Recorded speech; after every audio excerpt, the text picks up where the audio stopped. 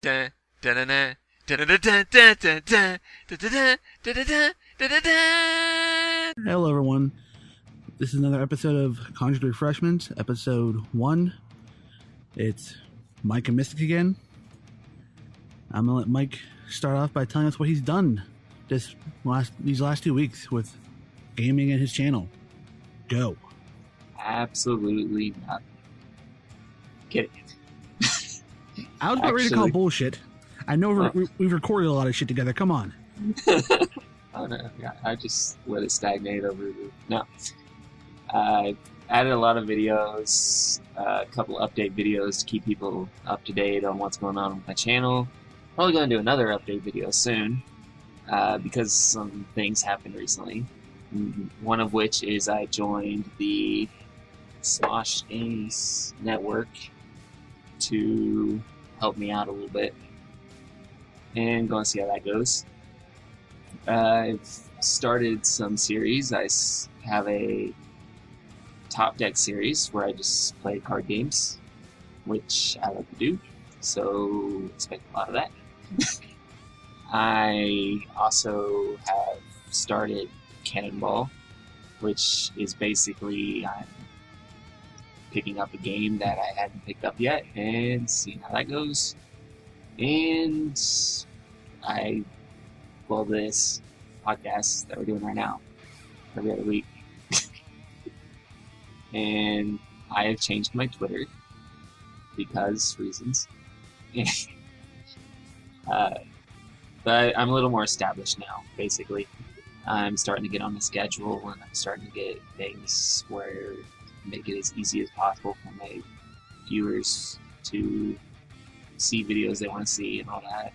Getting organized and gaining momentum, pretty much. How about you?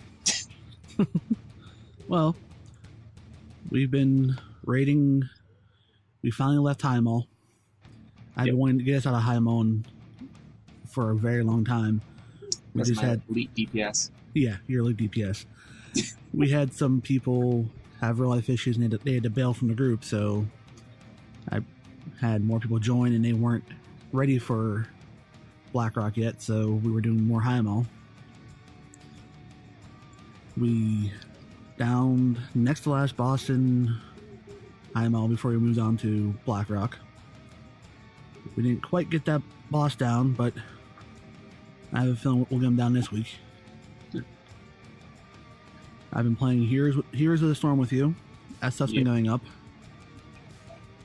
We recorded, 4 hours of Minecraft last night. I have to figure how to work that in for a series. Wither attacks. Yeah, because you're an asshole. And you lost your op privileges because of that.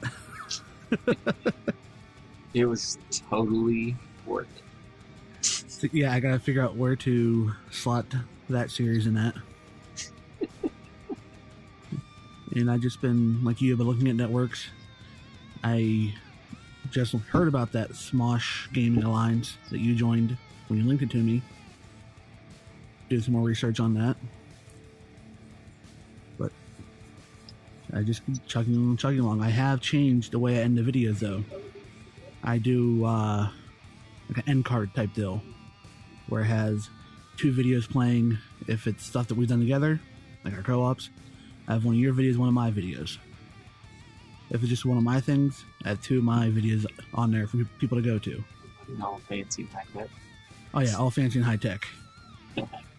Also with the subscribe buttons at the top for if we do both of us, one for each side, and by myself, just one right in the middle.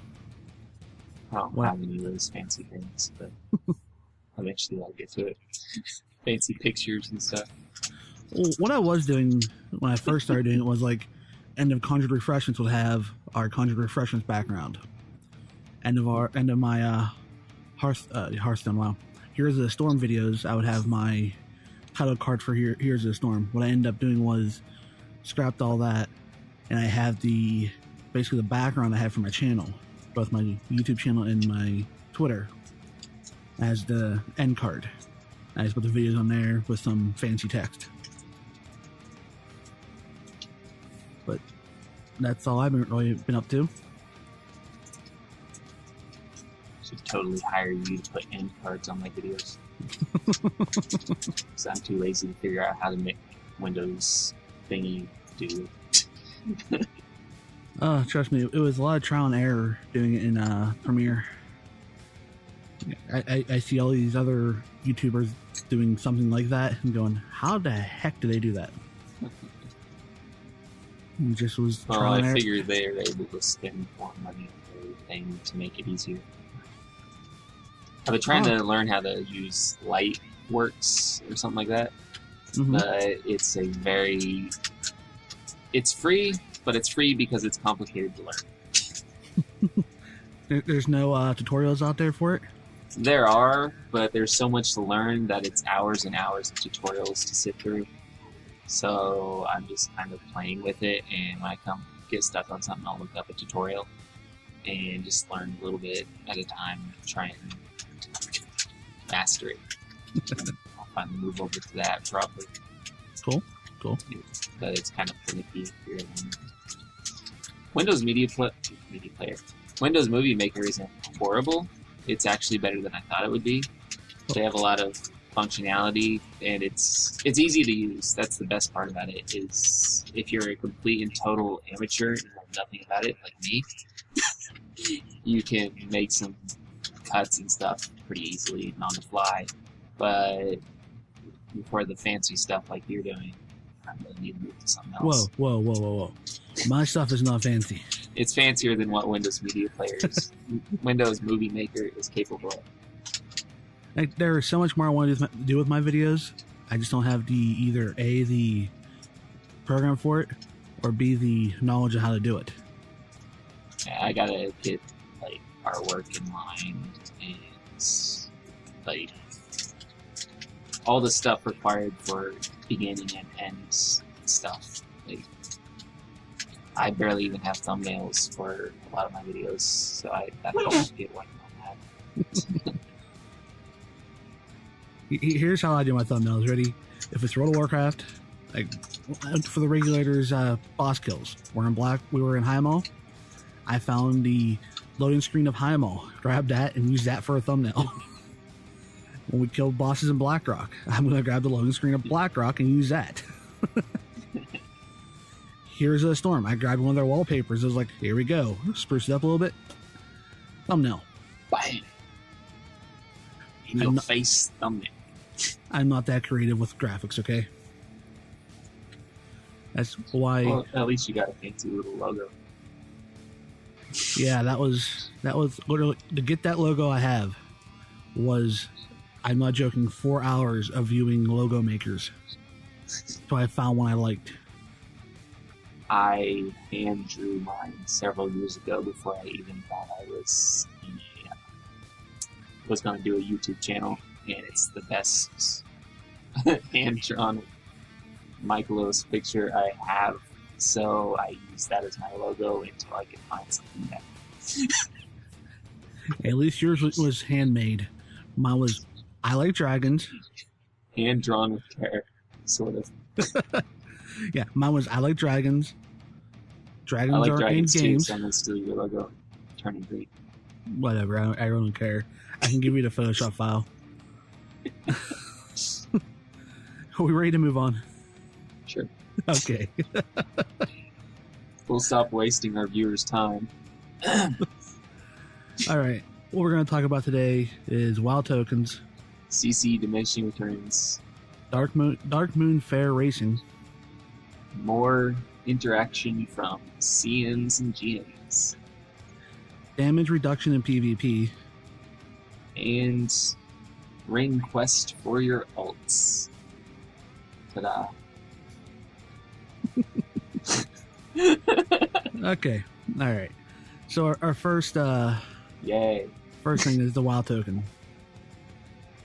I'm fairly certain everybody's heard about it, but those who haven't, Can I just quote StarCraft with this one?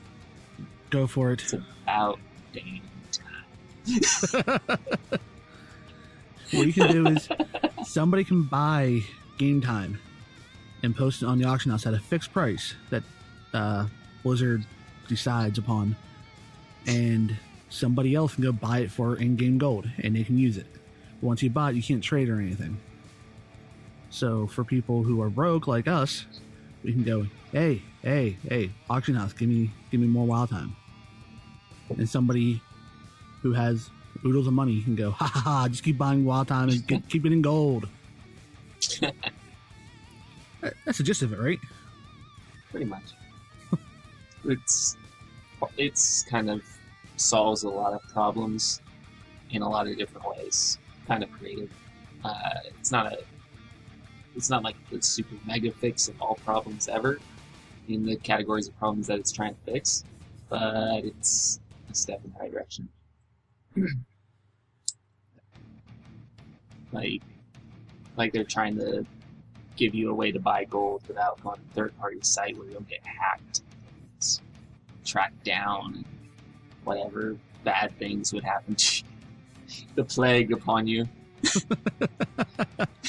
You go to some site to try and buy gold, and the plague is cast upon your PC, and the world ends of Warcraft. and all of a sudden you log in naked. And then you're begging on the streets, dancing on mailboxes, just trying to get your character's life back. Sounds like this has happened to you before. No. Knock. But that's just what they preach will happen to you if you keep doing it. So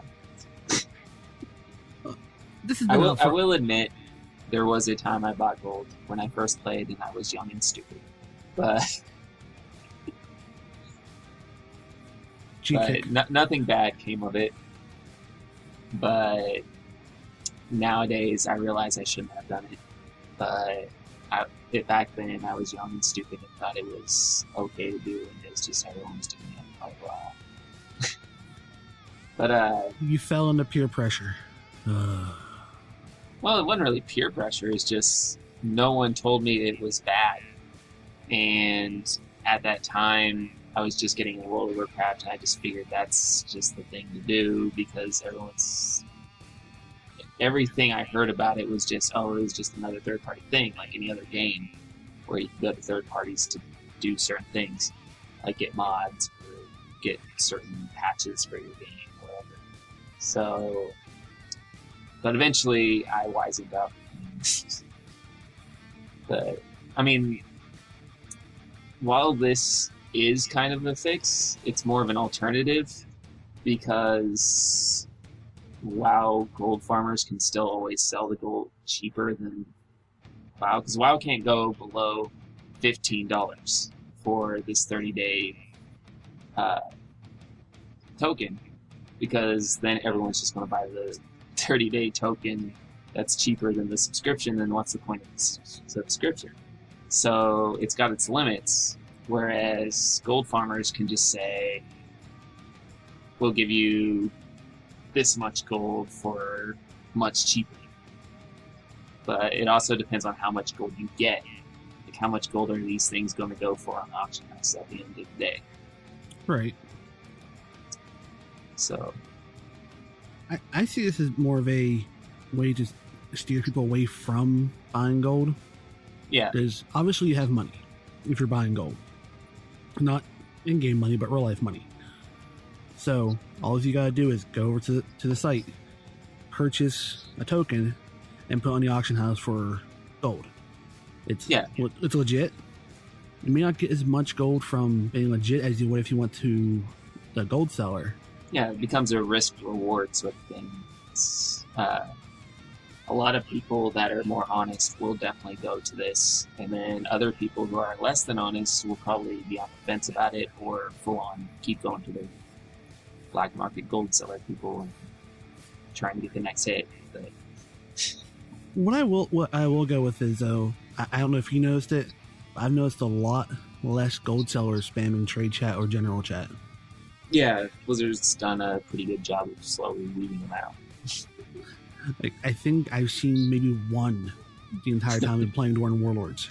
Yeah. Whereas in Cataclysm and Wrath, oh my god. And mostly you only see them if you go to like MMO Champion, or they even used to play when you watch YouTube videos.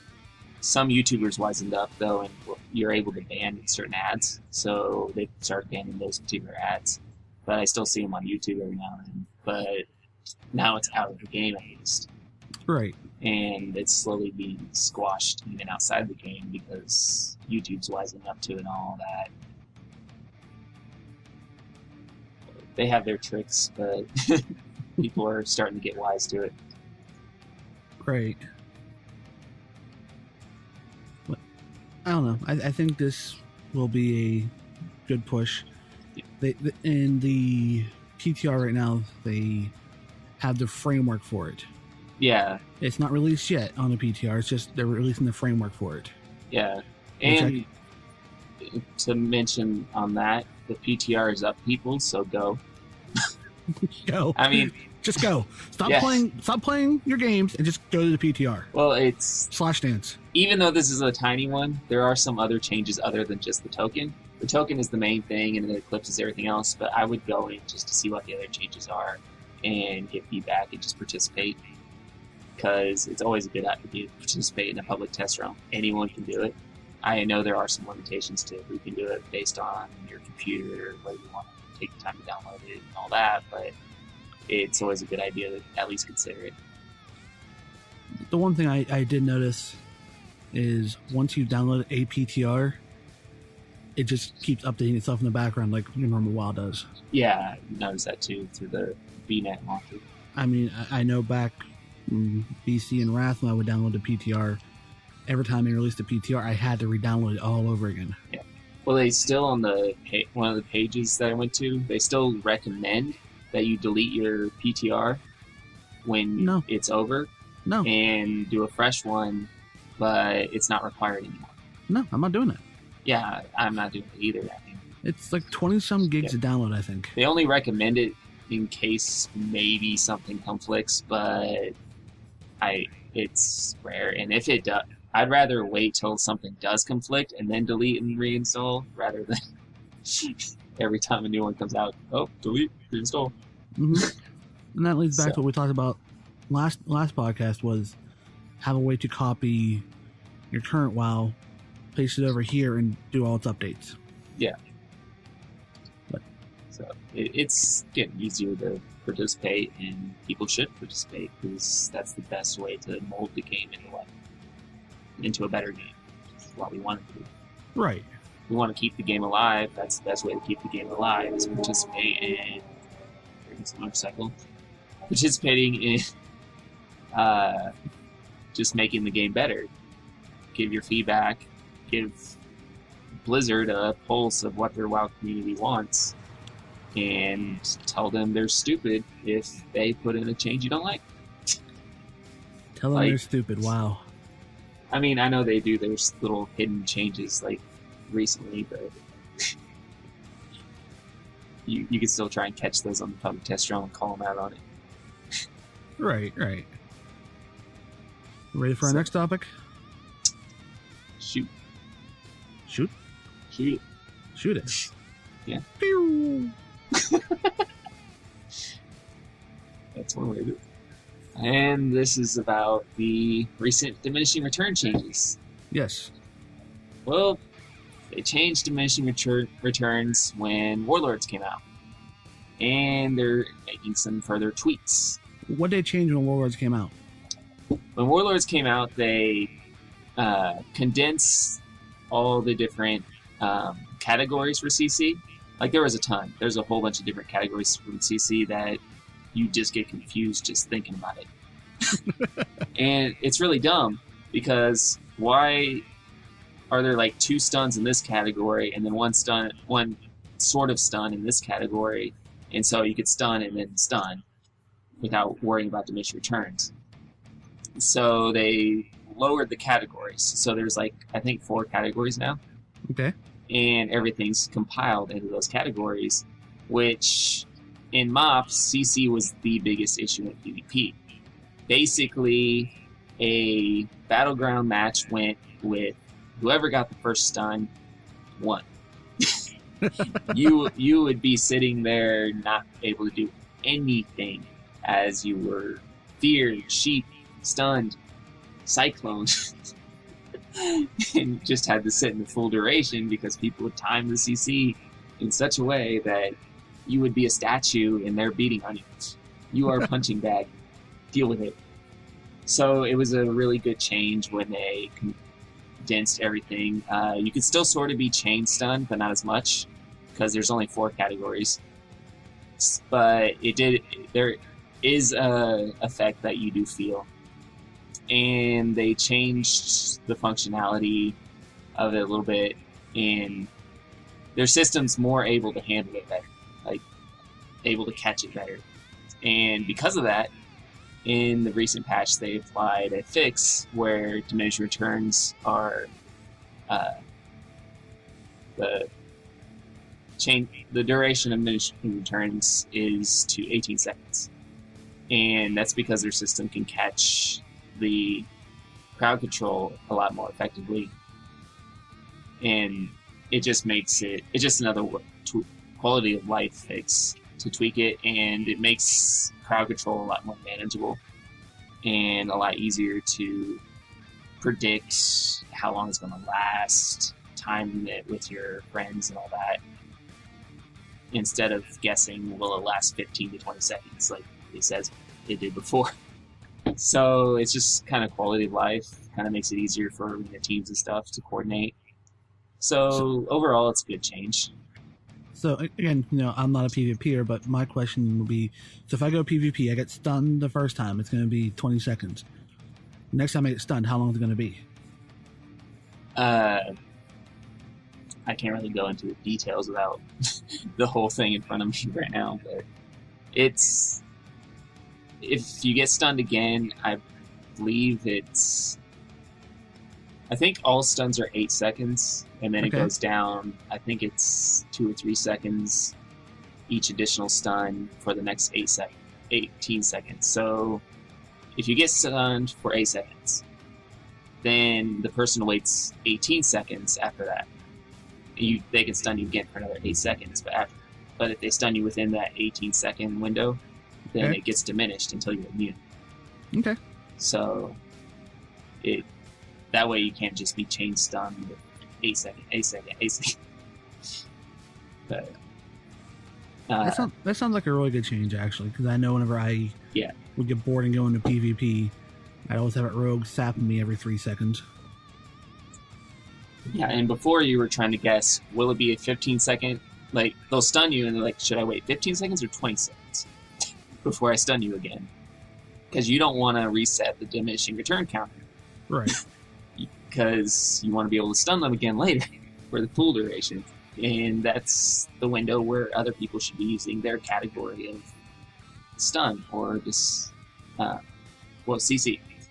So it makes it a little easier to plan because now you know it's 18 seconds. And there's probably going to be mods and stuff that come out to help you with that. Oh, of course. I mean, CC is still kind of complicated to explain. Just how the diminishing returns work, how this and that works, but more simply, it's just if you use one CC, wait 18 seconds to use something from that category again. Just learn your categories. Learn what is in what category, and that you'll do fine. Cool. So, moving on. Sure. Race you at the Darkmoon Fair. Yeah. Have you tried this out yet? Do what? Have you done this? No, I have not had a chance. I'm not much of a Darkmoon Fair guy. So basically, we get the race in the Darkmoon Fair. And get stuff, right? Yeah. It's I think the most interesting thing about it is that they keep updating it each month. Like March, April, May, and June are all updates for this one race. So each time you come back, you have this new, harder race to do. That is cool. It's nice to see the Darkmoon Fair get updates. Yeah, and it's nice that you know it's going to update for those 4 times at least. And I think that really fits the Darkmoon Fair since it comes once a month or whatever. I think it's a good fit to keep it from stagnating. If they did more things like this, then I think a lot of more people would participate. Like, I might even start participating. Because one of the things I don't like about it is just, you do it once, you've done it all. I mean, why go next month other than it gets tedious after a while. Yeah, I've gone to Darkmoon Fair like twice. And I've done some stuff there, and it was boring to me. Yeah. And I'm hoping this change gets a lot of good feedback, and as a result, they add more changes like this, like they add more games that do this. Yeah. Where each month it's another step upgrade. Right. Now you can still do the other races throughout the week. Say I go back in May, I can still do the race from March, right? Yeah. Okay. You can decide to ignore the other races completely just because they're harder races. And each one gets harder and harder. But you also get achievements for doing the other races too. So. Oh, joy, achievements. Those people that are achievement whores, well, there you go. Hunters. They're hunters. They're achievement hunters. Uh-huh. Don't call people who go after achievement whores. Okay, hunters. There you go. With your achievement pets. But yeah. Like I said, I've never been a big Darkmoon Fair fan. This might get me to go there to try it out. I've been meaning to try it out. Meh. I also like the wings that they added, where you can get those wings, the fiery wings. Yeah. It's kind of cool if they add more stuff like that too, where you get a visual enhancement to your character. Right. You do stuff. All right. I'm done with the topic. How about you? Sure. Okay. What is next? Oh, yes, this one. Well, this has been going on for a while, but recently a big post popped up on it, so why not talk about it? Get it out of the way. Since pretty much WoW began, players have been concerned that the forum blues do not pay attention. In fact, one of the biggest jokes going around is blues never read the forums. Even though every single day we get blue posts, it's blues never read the forums, and when they do, they only read the stupid stuff. like I've seen blues comment on what's your favorite taco, and if you had a puppy, what would it be? Or that damn selfie topic going around right now. Yeah. And then there's a serious topic and they don't say nothing, and then all of a sudden it's like, oh, they're ignoring us and they're just answering the stupid stuff. And I could see that concern, but at the same time, having learned about the IT field myself, like the support field and the customer service side on that, it's also kind of hard to actually go into the posts that are more serious and about serious bugs in the game and stuff, because that's where you get into dangerous territory. For instance, if I'm talking about this class is overpowered, what are you doing about game balance, and you reply with something that is wrong and or something that's damaging to what you're trying to do and trying to say, like if you answer it in the wrong way, you could cause a huge catastrophe, which the company then has to do damage control, and you're suddenly the glue that screwed everything up. I can see how there's a little gun shy to answer those, but that doesn't mean they don't read them. It's also not so much just from the IT perspective. Anybody who has managed a large group of people, when they bring you what they feel is a big issue, but you already know it's an issue on the back burner, that you know it's you there. Don't want to say it's on the back burner either. Right. You know it's there. You and your company have put that on the back burner because you feel this issue over here is bigger, and thank God nobody's found that issue yet. But you don't want to bring up, oh yeah, we're working on this issue over here that nobody knew about, which just points everything to that. Now. Well, also it's like if someone's bringing up an issue in their little world, that issue is the most important issue, and they're not seeing it from the other side, where the other side, it's like, it's a company, so they organize their issues, what's more important, what's not. Right. And from the customer side, if you tell them their issue is on the back burner, you're basically saying, oh, your issue's not important enough for us to get to right now. Right. And they can construe that as you being just a jerk to them because you're not dealing with their issue. You think that it's just a nothing issue, but in reality, maybe the game's about to fall apart tomorrow, and that's the bigger issue. Right. You don't really know. And some players should probably keep that in mind when they bring up an issue on the forums. But they should also keep in mind that there is proof that Blues do read the posts, even if they don't post to them. For instance, there's been a lot of patch notes where I've read something on the forums, and like 2 weeks later, I see in the patch notes, oh, hey, this is going to be fixed. And there was no Blue post saying we're getting ready to fix this or anything. Right. And so they do address it from time to time in the patches, and people just don't catch it, or they forget about the post they did, and then they see it, and they don't realize that it was based on the post or something like that. Right. And another thing I've seen people ask is just say, we're looking into it or something like that. That can actually be worse than just ignoring it. Yeah. Because once you say you're looking into it, now people in their minds have, okay, I'm going to give them 3 days to reply back to me now. If not, I'm going to start hounding them. Yeah, the forums are just like a battlefield. When I kind of feel bad for Blues because it's like the second you type anything on the forum, you're navigating a minefield. Mm-hmm. You say one wrong thing, and then boom, blows up in your face. And it's really hard for them to just even post on the silly stuff, probably, just because if they post on the silly stuff, they get yelled at. Even though they're just trying to have fun like anyone else, they're trying to enjoy their job. I mean, first of all, it's like a dream job initially. Like from the outside, people see it as a dream job. Oh man, working for Blizzard, get to work on games, but they're trying to make it fun too. This is a job they want to make fun, they want to enjoy doing.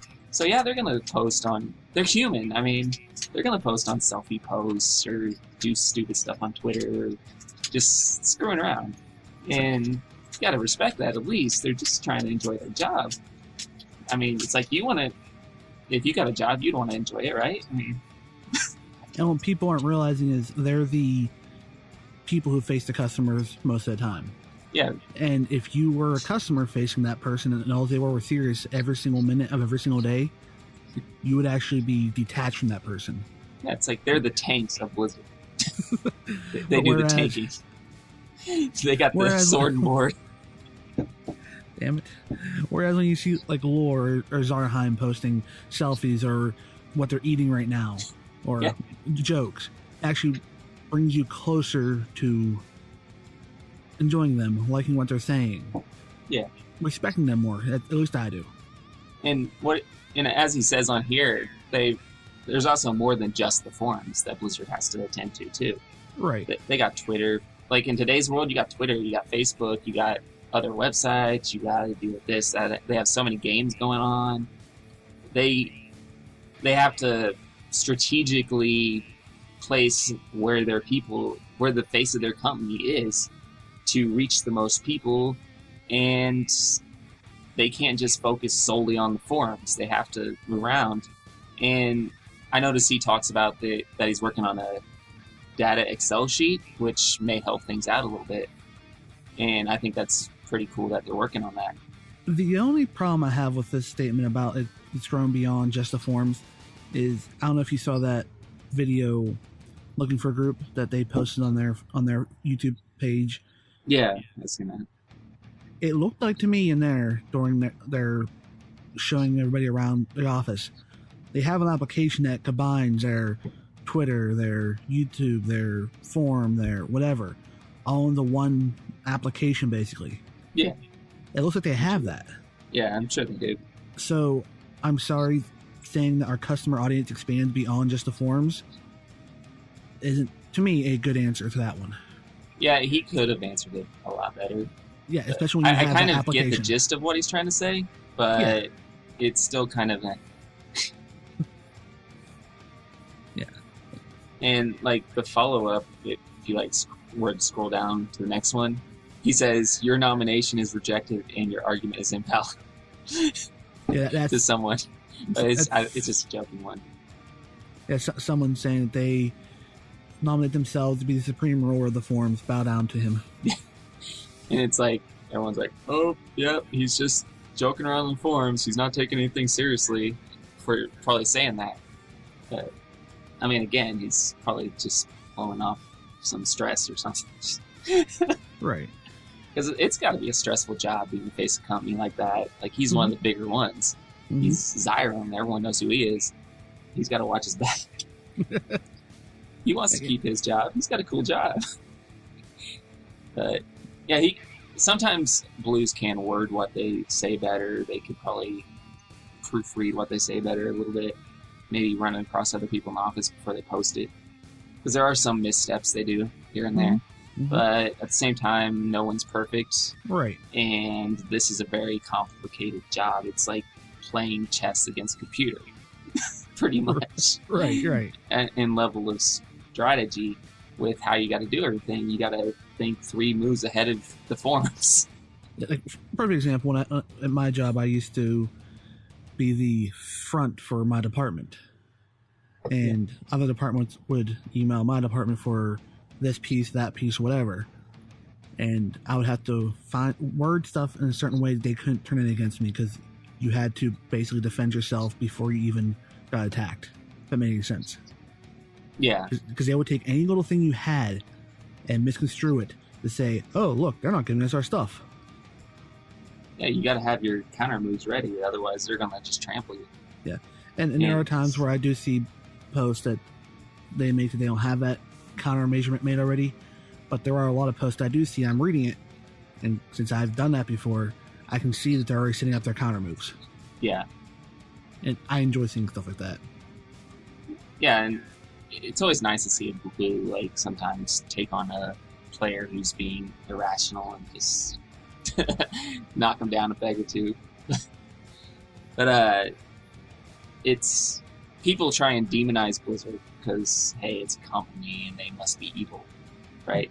Right. But really, of gaming companies, I still have some respect for Blizzard, just because, first, like, they're paired with Activision, right? Yes. And that is, in my opinion, and on a lot of other people's opinion, is the most money-grubbing publisher you can possibly be paired with. Next to EA, right? Pretty much. Okay. Like, I was really apprehensive about joining Activision. I was expecting a lot worse than what that came of that. But they're holding their own. Mm-hmm. And that's why I respect them a little bit. Just, I'm sure Activision is pressuring them to sell out to get more subscribers and all that. And there's things I see every now and then that I feel like, oh yeah, they're just doing this to get more subscribers. But I mean, they're also a company. You got to keep that in mind. Mm-hmm. They're in it to make money, but then they come out with stuff like Heroes of the Storm and Hearthstone, free to play. 100% free to play. There's no reason to ever spend money on those, unless you're impatient or you just want to help out the developers and keeping the game going. Mm-hmm. And it's like, people argue that it's a money grabbing thing, even though they're free to play. And the Blues have to deal with that kind of stuff all the time. Like, oh, you guys are just saying that because you want money. But yes, they want money. They're a company. But at least Blizzard is showing that they do care about the player base a little bit. At least still. Right. I mean, they're not like... I've seen other gaming companies where they will literally post something and be like, you can tell it's just dripping with greed. Like, oh yeah, we're going to do this, this, and this. It's freemium gaming, man. So, compared to other companies across the board, I think the Blues actually do a really good job with overall. On the flip side, I can argue with that, though, is Blizzard, they're seeing more and more profit being made to those free-to-play games. Yeah. So I can see why they want to change their business model to a free-to-play for their new games. Yeah, and it's basically... With a market to buy stuff. Yeah, basically back to the WoW token for a sec. Basically, that's what that's pretty much turning out to be. It's WoW's not going free to play. I'm not saying that, but people can play for free if they want to put in the dedication to farm the gold, depending on how much gold it ends up costing. Right. So I do see it though flooding the market a lot more with gold, though. yeah, I think it hinges on a lot of how they balance it, how much gold the tokens go for, Right. and all that. I mean, we'll have to see when it's implemented. And they had to themselves, again, going back to that video, they didn't hire an economist. They just went, meh, let's try this out. Yeah. They kind of leave the economy up to the players for the most part, it seems. I remember reading the blue post about that, where they said they try and leave the economy as much up to the players as possible. They just put in a gold sneak here and there. Right. But I think overall, it's not been like too horrible. This expansion gold comes really, really easily. But oh, time out. Gold comes really easily, Mike. Yeah. Why did I have to increase the guild repair to 200 gold for you last week then? Well, that's the rogue I don't really like. Oh, okay. Now that rogue has a lot more gold coming in because I have the level 3 salvage. Okay. That is the key, everybody. If you want to get gold for doing nothing, and a lot of it, get the level 3 salvage yard and do all the money missions, and you're set.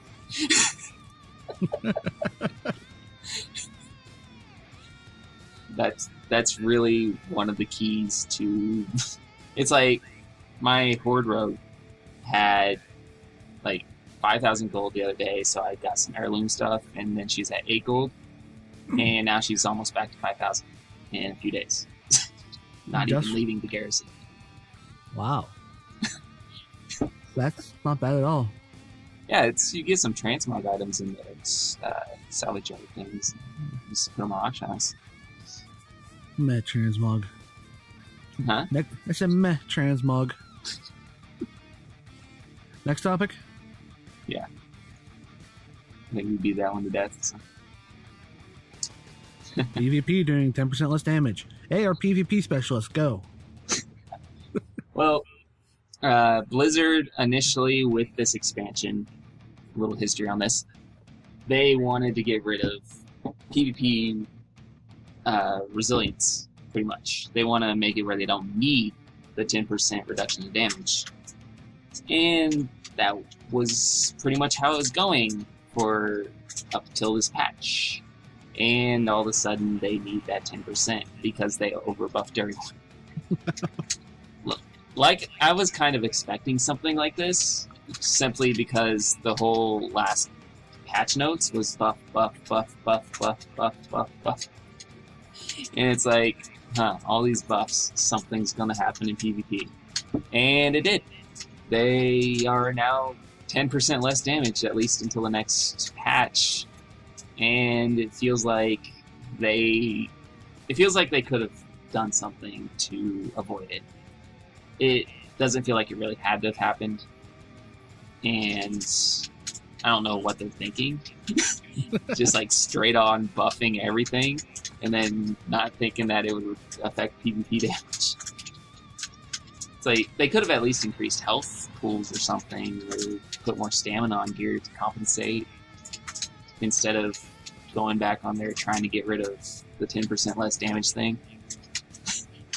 But so I'm kind of mad about that, because it kind of just defeats everything they did in the launch of the expansion.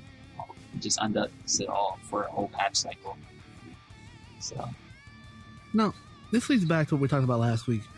We saw it with a mage spell where they said this spell does less in PvP than it does in PvE. Yeah. I feel this is a band-aid right now, and I hope in the background they're working on, okay, Keg Smash does 5,000 damage in PvE, 2,000 in PvP. Yeah, and it's like all the buffs they did this patch cycle, realistically, if they had this separate functions on each ability, they could have just buffed the PvE side and left the PvP side alone. Right. Or made separate tweaks to the PvP side just to make it where they wouldn't have to go to this link. Mm-hmm. And wouldn't have to do like the overarching band-aid of the whole thing. No, on the flip side, I can see them going, okay, we'll do this way, because now players won't feel it's a nerf to the class. Whereas if we have them go the other way, you're going to have people getting buffed and nerfed for PvP only, and the PvEers are going to go, they don't care about PvP, and vice versa. Well, it's the other thing. The reason they don't want to split the abilities like that is they're afraid to confuse people, right? Well, I think this would almost confuse like non-hardcore PvPers, like people that don't really read the patch notes, even more. Mm-hmm. Because suddenly they're reading the patch notes, they're just skimming through patch notes, like, oh, buff, and then they go into the game and they're not hitting other players as hard as they used to, or as hard as they think they should be. Mm-hmm. And they're just like, what's going on here? It got buffed in PvE. Why is PvP not effective? And then they go to patch. Then they have to go back to the patch notes. Like, oh, well. And it just, I think that's more confusing than if they just had the two separate. And like people, so people understand that there's the ability does a separate thing in a separate part of the game. Like I said, I think they need to bite the bullet and do the PvE, PvP spell issues. Yeah. And an idea might be, because, you know, giving ideas is what we do the best here. You know how whenever they switched everything over for, I believe it was MOP, and they gave you that tab that told you what your main abilities was now for your class? Yeah. And you had to go look at it first before you can do anything else, which those tutorials I hate. But whenever they release a patch, have a box appear on your screen for your class, for your specific class you're on right now, and tell you what just got changed. Yeah. A one-time thing that shows up, you can go back and reference it later with another hotkey on the keyboard. But I think that might be something cool to put in a system where I log into my Death Knight, and there was a patch. Bloop, here's everything that's changed. Yeah. I think another little thing they could do, like this is just a small thing, when you queue up for like Battlegrounds and Arena, right? Mm-hmm. Just put like a little disclaimer there. Be aware that abilities work differently in this aspect of the game or something. Mm-hmm. And someone will read that and be like, oh, really? Maybe I should look that up before I go into this, or keep that in mind when I go into this and my damage isn't as high as it is in PvP. And then they won't be expecting like 10,000 DPS on somebody. Because they're like, they'll at least maybe look it up, and the people that don't, well, they will die in PvP. I mean, so there's ways to do it. They're gun shy. Right. And back to the idea I brought up, whenever you see a 10% increase in damage or decrease, that doesn't sound like a lot to you, but in reality it is. But if you do that in that little panel for that individual character, you can go, you used to do 5,000 damage. Now you do 3,000 and change damage for this ability. And just, base damage, not including crit or anything like that. I think that would help a lot more people understand what was happening with their class. Because you see some of those 2-3% changes, that's not going to be a huge amount. When you get to that 10-25%, you're talking a lot now. Yeah. So just an idea. That's what I do on my Mind Seer series. I go, here's an issue. Here's my suggestion to fix it. Yeah. So we go with this topic now? Yeah. All right. We covered what we covered. Next topic. Yeah. The Khadgar questline. Yeah. Just pretty much making it easier for your ults to start getting that legendary. Yes, and I feel this came a lot sooner than it did in Mist of Pandaria. Yeah. I think they've learned their lesson. From 'Cause the outcry of millions of nerds. I'm not gonna lie, my paladin and my warrior haven't even started on it because I don't want to go through this again. Like, I'm doing on my monk because my main character. I have like 200 some of those stupid ruined things from BlackRock, but no more. Yeah, I don't really see the real big deal about your alt getting it. Like, when your main gets it, oh yeah, that's a big thing, you got a legendary, alright. But when your alts get it, it's just, you're gonna spend all that dedicated time on your alts to get it so you can min-max the character that you're kind of maybe gonna play. I mean, I guess it's a prestige thing, but I personally do not see the need to really go as far as legendary on alts. Unless it's like, I'm trying to min-max a Horde and Alliance 2 at the same time, because I raid on both sides. Well, that, and you do have people who, midway through the expansion like I did, switch alts, or switch mains. Last expansion, I mained a prop paladin, and I was working on that quest line, and midway through I switched over to the monk. The flavor of the day people too. You have those. Or the flavor of the patch cycle people. You have them. You have them. But people like me who legitimately enjoyed a different class over what I was currently playing. You see right now, I still main a Brewmaster Monk. Because I enjoy that playstyle. If I geared up my warrior to tank and I enjoyed that playstyle more, I'd change my main to the warrior. Yeah. It's not a flavor of the month thing. It's well, it's always nice to get that legendary follow. Yes. Sort of. Because we don't have enough followers. It's the only real good thing about the legendary follower, though, is that it has that ability that is a counter for everything. Mm-hmm. One special ability, but other than that, there's no real reason to go out of your way. Except to have a orange pixel follower. Pretty much. Yeah. It's nothing that really to shake a stick at or anything. Yeah, nothing special. But it's like your side legendary pat on the back. You done good. You got a lore character. Good job. This character is vital to lore stories and assassinated the current king's father or whatever. Good job on getting her on your side. I don't know how that works for Alliance. I would think that the current king would be a little pissed that she's part of this. See, he made us commander or general, whoever he made us. He trusts what we do. Yeah, but I'm pretty sure he's not liking this particular decision. I really don't care what he likes. She killed my father. I don't care. She has an ability that counters other abilities. She killed your father in an alternate timeline. That was a different world. Yeah, different, completely different. She's a good one.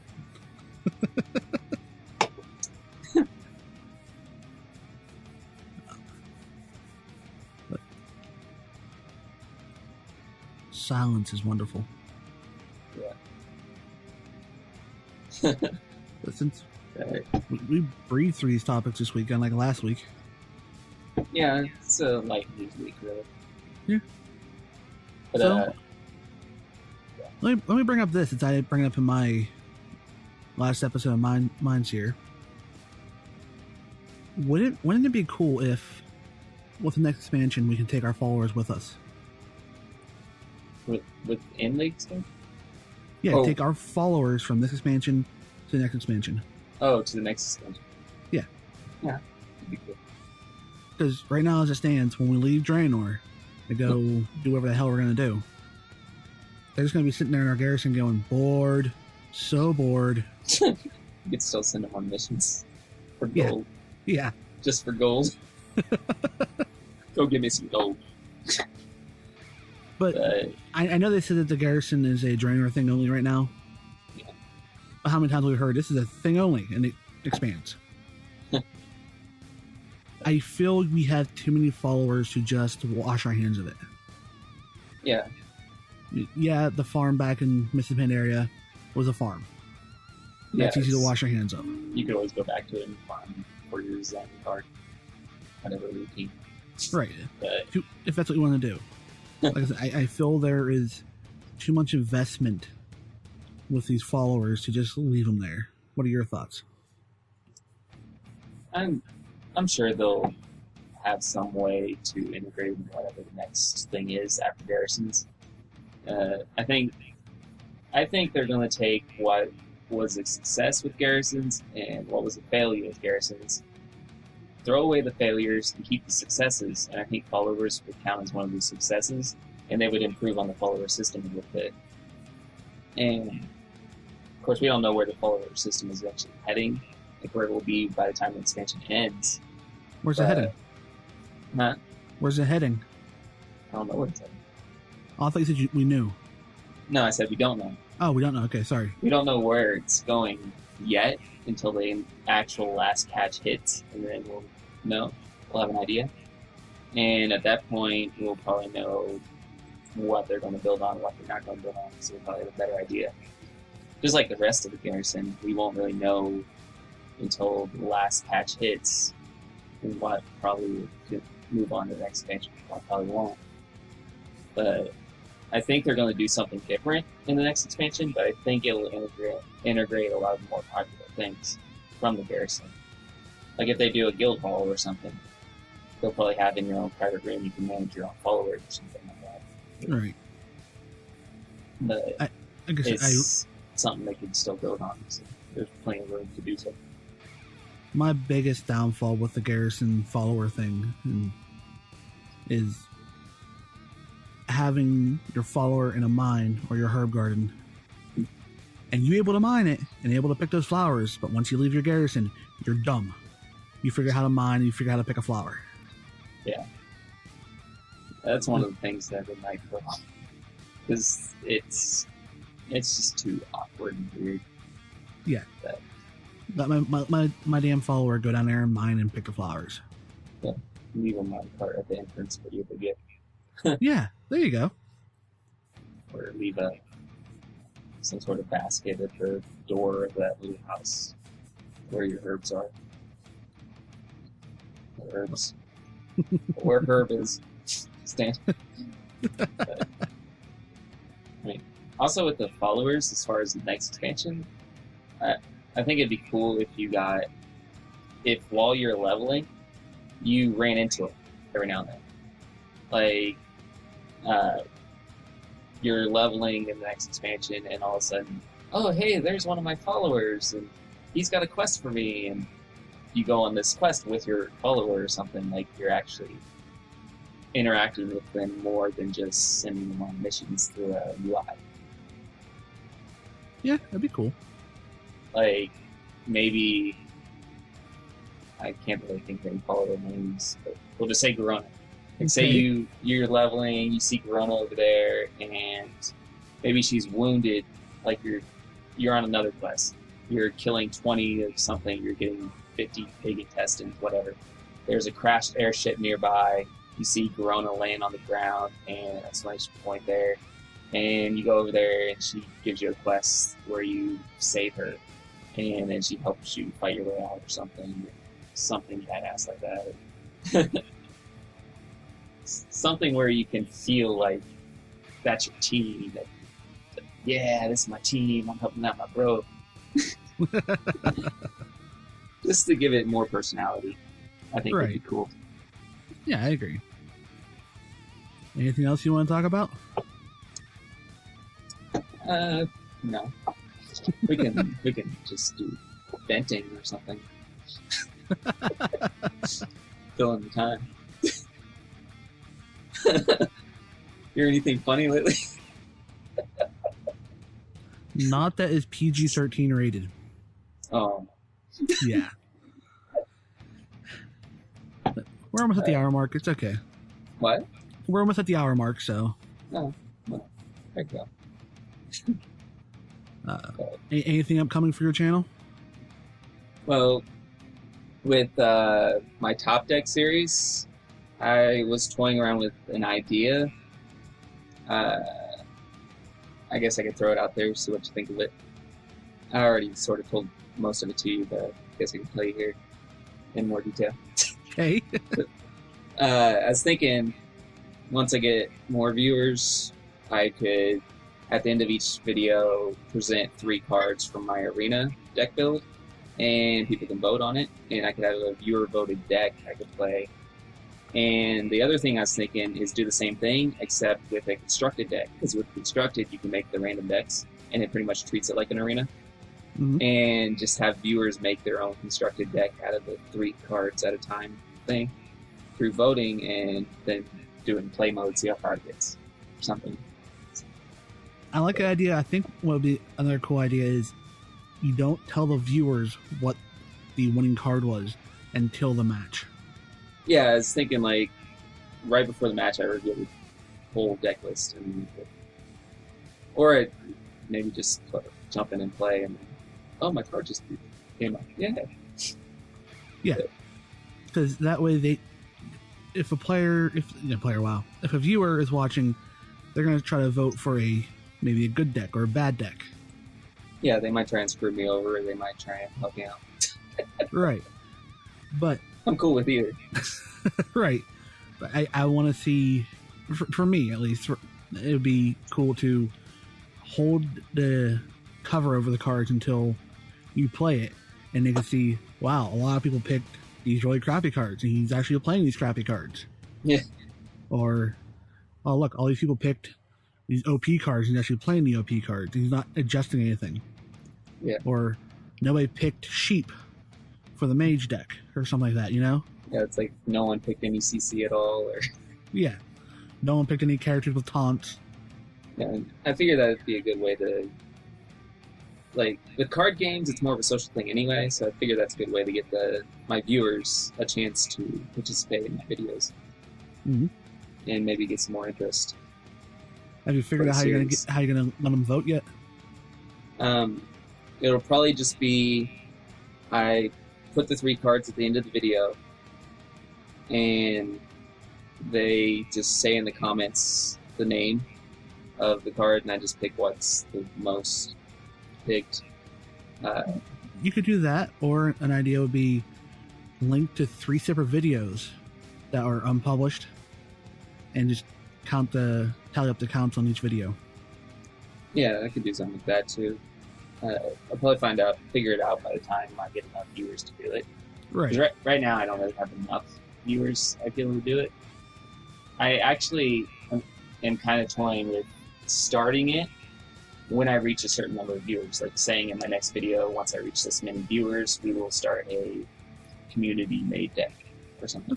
That's cool. Kind of an incentive for more people to watch. It's just one of the things I'm toying with.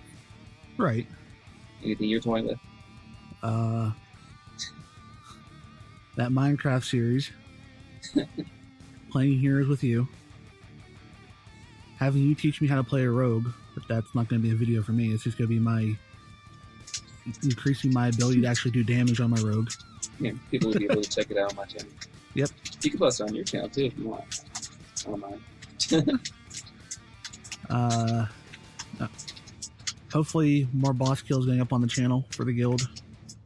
Yeah.